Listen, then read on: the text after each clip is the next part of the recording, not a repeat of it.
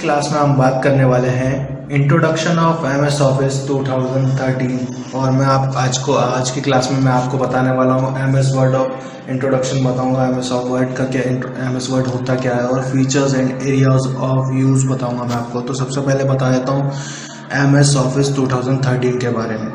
इसमें बहुत सारे वर्जन्स हैं वैसे तो 2007, 2010, 2011, 2013, ठीक है। तो इंट्रोडक्शन ऑफ एमएस ऑफिस में आज को मैं आपको बताने वाला हूँ कि जनवरी 2013 में माइक्रोसॉफ्ट ने अपने ऑफिस सॉफ्टवेयर सूट ऑफिस 2013 का नवीनतम वर्जन जारी किया, ठीक है।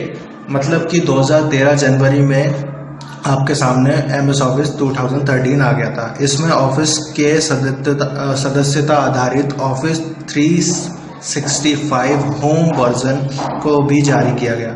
यदि आप ऑफिस 2013 को खरीदे या अपग्रेड करने के बारे में सोच रहे हैं तो प्रत्येक वर्जन की लागत और सुविधाएं अलग अलग हैं।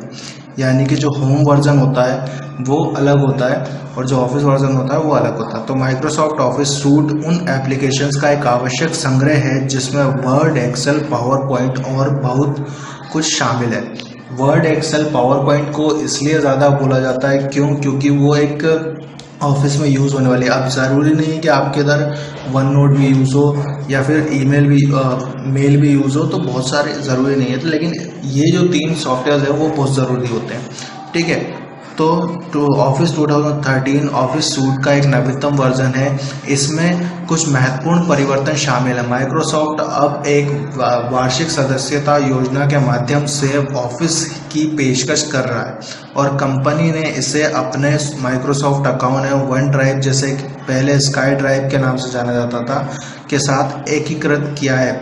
इसलिए खरीदने से पहले विभिन्न सेवाओं एवं और उपलब्ध क्रिय विकल्प को समझ लेना चाहिए। यानी कहने का मतलब यह है कि कुछ सूट्स ऐसे हैं जो कि वन ड्राइव के साथ भी काम कर सकते हैं, क्योंकि कुछ वर्जन्स में वन ड्राइव के साथ एकीकृत नहीं किया गया था पहले, लेकिन अब कर दिया गया है, ठीक है।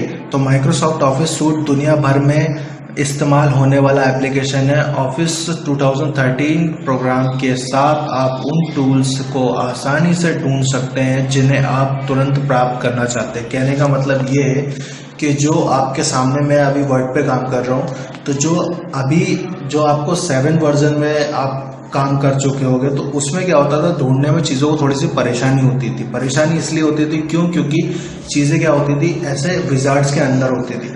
अब विजार्ड्स के अंदर नहीं, उन्हें एक रिबन पे ही रख दिया गया, ठीक है, जिससे हम चीज़ों को या टूल्स को आसानी से ढूंढ सकते हैं। तो कमांड या कमांड टैब को बनाया गया ताकि आप अधिक तेज़ी और आसानी से काम कर सकें, ठीक है। आप जैसे ही माइक्रोसॉफ्ट ऑफिस खोलेंगे आपको बहुत ही साफ और नया लुक देखने को मिलेगा। जैसे कि मैं आपको दिखा देता हूँ। तो मैं यहाँ गया ओपन, यहाँ पे ऑफिस पे जाऊँगा मैं, तो यहाँ पे मैं चला गया एमएस ऑफिस 2013 पे। तो देखिए बहुत ही साफ और क्लियर लुक दिखाई दे रहा है आपको। तो यहाँ से आप कोई भी सॉफ्टवेयर ऑन कर सकते हो। वैसे मैं वर्ड पे ही काम कर रहा हूँ, ठीक है। तो उसके बाद फीचर्स को जानते हैं और उनको उपयोग करते हैं तो लोगों के साथ दिखाई देगी, जो आपको बहुत समय बचाने में मददगार साबित रहेगी। कहने का मतलब ये है कि जैसे कि अगर आप वर्ड सॉफ्टवेयर ओपन करना चाहते हो तो उसके लोगों पे ही W लिखा होगा, तो आप आसानी से उसे ढूंढ लोगे, ठीक है। तो ऑफिस पैकेजेस स्मार्टफोन, टैबलेट और क्लाइंट में भी काम कर सकते हैं। यानी कि आप ऑफिस से जो ऑफिस पैकेज है उसको भी आप स्मार्टफोन पे या टैबलेट पे भी चला सकते हो, ठीक है। तो ये 2013 की कुछ खासियत मैंने आपको बताई है। अब मैं आपको बताने जा रहा हूँ कि ये वर्ड कैसे काम करता है, ठीक है। तो वर्ड के बारे में कुछ इंट्रोडक्शन मैं आपको बता देता हूँ। एमएस वर्ड 2013 एक ऑफिशियल सॉफ्टवेयर है। यह कई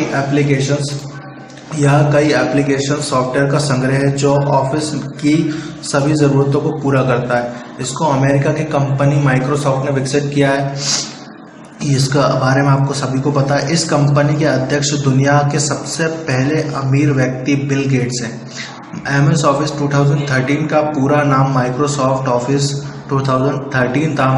एमएस ऑफिस के अंतर्गत कई सॉफ्टवेयर आते हैं, जैसे MS Word, MS Excel, MS PowerPoint, MS Outlook, MS Access, जो अधिक ऑफिस की सभी ज़रूरतों को पूरा करते हैं। वर्ड 2013 2010 के समान ही है। यदि आपने पहले वर्ड 2010 उपयोग किया है तो वर्ड 2013 को आप परिचित होना चाहिए।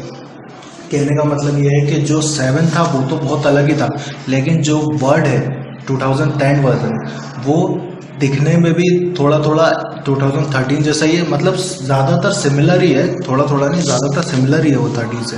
ठीक है, तो आप अगर उस पर काम कर चुके हो तो आपको लगेगा कि हाँ ये 13 में ज़्यादा फ़र्क कुछ भी नहीं है, लेकिन इनके ऑप्शंस में कुछ ना कुछ फ़र्क उन्होंने दिया हुआ है। ठीक है, तो आपको पहले वर्ड 2013 के इंटरफेस से परिचित होने में कुछ समय लगेगा।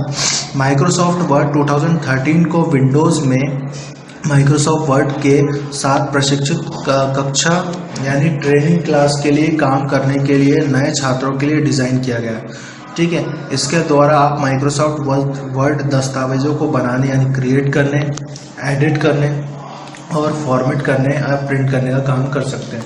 क्या क्या कर सकते हैं उसको हम कर सकते हैं, क्रिएट कर सकते हैं, ठीक है, फॉर्मेट कर सकते हैं,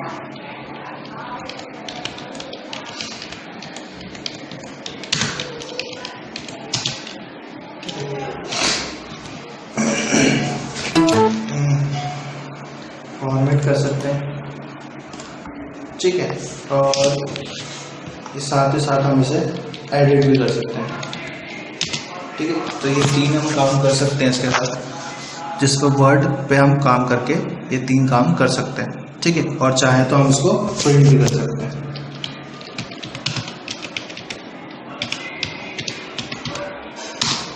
ठीक है, तो